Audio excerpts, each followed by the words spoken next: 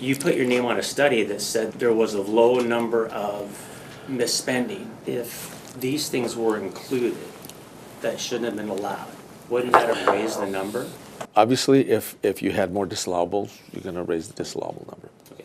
Superintendent Tom Horn's office and an out-of-state pro-voucher group have both released reports in recent weeks claiming ESA misspending is extremely low. Our reviews of those studies and our interviews with those studies' authors reveal that both claims are unsupported by evidence, and they even contradict themselves. Tom Horn's study claimed there's less than 2% misspending of taxpayer vouchers based on their random sample analysis.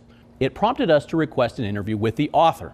Our Craig Harris found that based on that interview and based on our own cross-referencing of data, instead of confirming the 2% claim, it turns out the department proved that it is inconsistent in tracking ESA abuse, and it actually allows many banned and unjustified purchases to fall through the cracks. The way we were looking at it, either you have an allowable expense or an unallowable expense. To what degree it's unallowable, we didn't concern ourselves with it. We went through that list. You guys allowed $3,200 for PayPal with no explanation. I didn't do the review of the records. Do you know why they would have allowed $3,060 to a woman who does meditation studies? $2,754 to Purple Cheetah Inspired, which is a clothing outlet. For some curriculum, like PE, they might allow certain types of clothing. For Amazon, no receipts. You keep going down. Another one for over $1,000, and all there is an address for a home. $552 to the Wildlife World Zoo, $514 to Blue Cross Blue Shield, $654 to Pottery Barn, 3 times for gaming consoles, a counseling program for mothers. So Craig, to be clear, it is not his job to assess that. It is his job to go through the statistical sampling. At the end of the day, you put your name on a study that said there was a low number of misspending. If these things were included, wouldn't that have raised the number? Obviously, if you had more disallowables, you're going to raise the disallowable number. Okay. I also have a correction about an earlier video I posted. When the department first released this study, Princeton education policy researcher Jennifer Jennings, critical of vouchers, said based on the available data at the time, it showed Tom Horn's office flipped ratios of samples, thereby skewing the possibility of an accurate conclusion. Jennings based that opinion on a previous method the state used to gather ESA data. In my video, I noted the department would not answer our follow-up questions about methods. We have since learned more about their methods. Those details reveal Jennings' claim about inverse ratios was false. In my next video, I'll explain why the report from the out-of-state voucher advocate, EdChoice, does not deliver on what it claims based on the group's own report. ESA supporters, including former Governor Doug Ducey, the conservative Goldwater Institute, and the Arizona Free Enterprise Club, are declaring a new report from the national pro-voucher organization, EdChoice, being the most comprehensive picture of ESA misspending in Arizona. It claims only 1 to 2% misspending system-wide. EdChoice's claim is not supported by facts contained in their own report. Now, I interviewed EdChoice's CEO, Robert Enlow, about their report.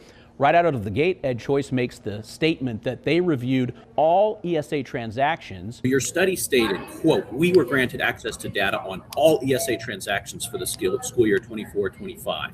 That's not accurate then, correct? No, I don't. Let me confirm that.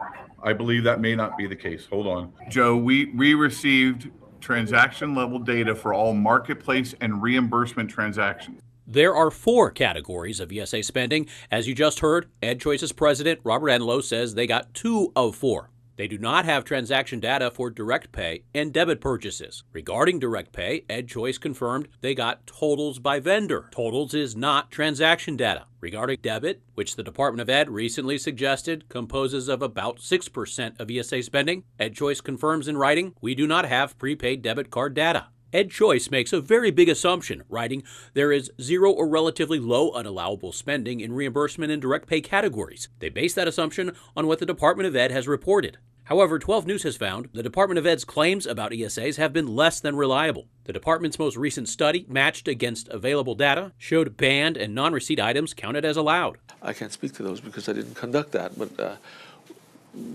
we might take a look, but I don't have a good answer for you. To put it another way, it's like EdChoice saying they want to know how 4 students in a micro school are learning, so they give the first student Mark some tests. Mark represents marketplace purchases. Then there is Remy. Remy represents reimbursements. EdChoice has a limited way to test Remy, but they do not administer that test. As for the other 2 students, Ray and Dre, they are prepay and direct pay. EdChoice does not yet have a way to test them. Yet at the end of the day, EdChoice concludes among all 4 of these students, only one of them struggles, and even those struggles aren't too significant. EdChoice declares the school is overall very successful. EdChoice is not in a position to make conclusions about the entire program, yet groups that want to protect ESAs are declaring that this is a reliable report. We have our former governor who understandably is defensive of his legacy. Came out yesterday and he called the EdChoice conclusions the most comprehensive. Based on what we are saying, EdChoice wouldn't be in a position to make that claim.